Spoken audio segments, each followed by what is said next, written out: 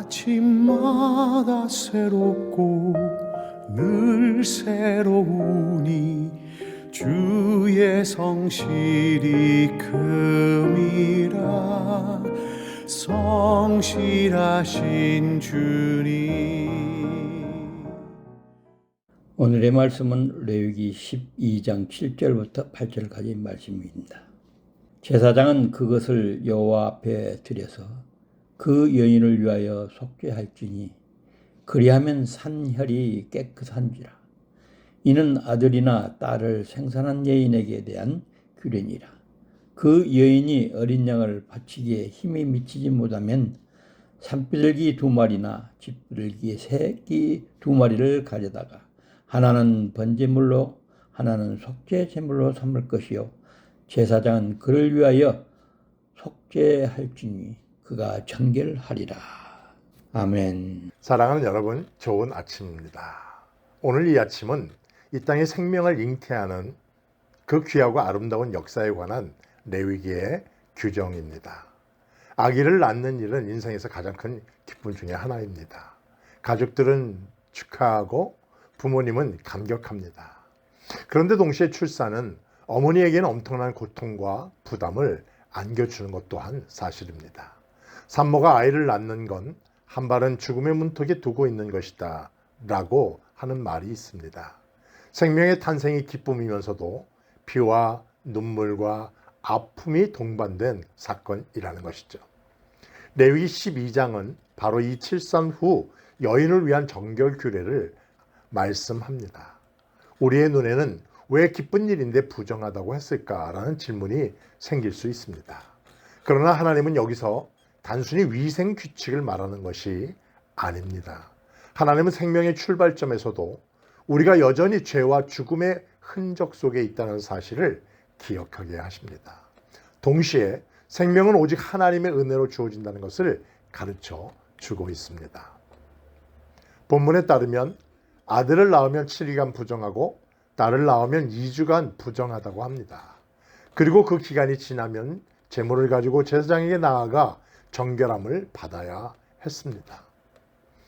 여러분, 여기서 중요한 건 출산 자체가 죄라는 뜻이 아니라 출산을 통해 인간의 한계와 죄의 그림자가 드러난다는 사실입니다. 창세기 3장에 보면 죄가 세상에 들어온 후 여인의 해산의 고통이 커졌다고 말씀하십니다. 그래서 생명은 은혜인 동시에 인간이 죄 아래에 있다는 사실을 보여주는 사건입니다. 그래서 하나님은 출산 후에 여인에게 제물을 드리게 하셨습니다. 너희가 낳은 생명은 단순히 너희 힘으로 된 것이 아니다. 나의 은혜이다. 그리고 너희의 삶은 내 정결하게 하심이 아니면 설 수 없다. 이걸 우리로 하여금 기억해 하시는 것입니다. 레위기 12장의 감동적인 부분은 마지막 절입니다. 만약 어린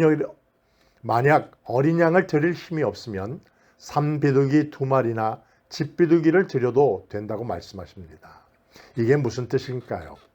하나님은 부자만, 힘 있는 사람만 하나님께 나올 수 있게 하신 것이 아닙니다.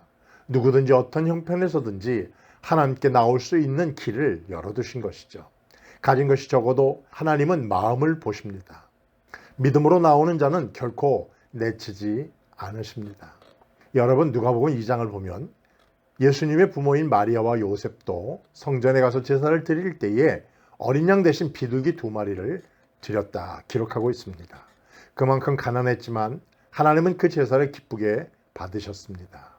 이게 하나님의 마음입니다. 누구든지 어떤 처지든 하나님께 나올 수 있다는 것이죠.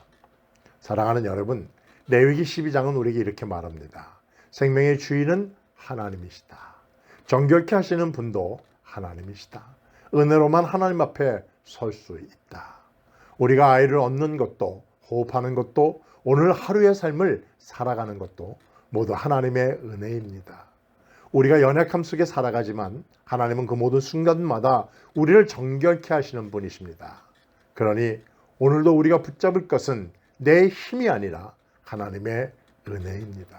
생명의 주인이신 하나님께 감사하며 정결하게 하시는 하나님께 의탁하고 살아가는 그런 하루가 되기를 주님의 이름으로 축복합니다.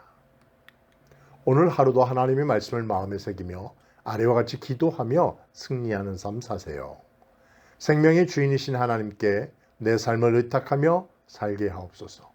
연약함 속에서도 날마다 정결하게 하시는 하나님의 은혜를 누리게 하옵소서.